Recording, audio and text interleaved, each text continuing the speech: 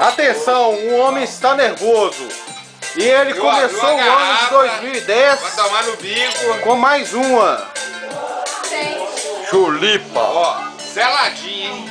Esta realmente desce redonda.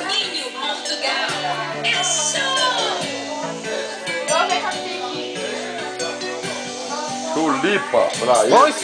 Vamos entrevistar o homem primeiro. Quais são as suas expectativas para tomar esse copo? Ó. A expectativa dele é mamar. Vai, né, Landoninho? Você vai, eu vou com esse aqui, ó. Eu de lado. Aqui, não é broêmia, não, mas escolhe. Nós escolhe onde bebe, né? Você vai tomar dançando? Me leva pro seu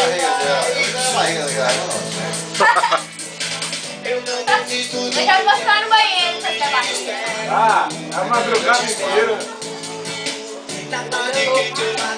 E o homem bama mesmo, viu? Não vira, pai. Fica de frente à câmara.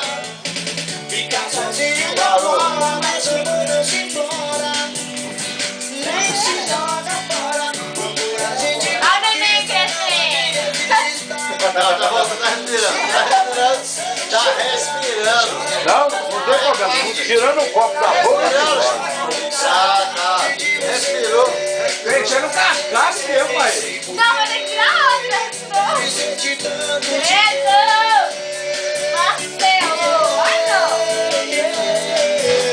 não! Pode completar seu copo, Marcelo? Agora 10 minutos rotando. Tem mais. Ó, você vai fazer essa propaganda lá na escola, porque aqui nós não aguentamos você não.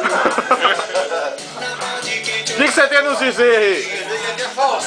Essa até outra. Bota a barriguinha. Mas essa aqui, ó, Essa desceu redonda? redonda.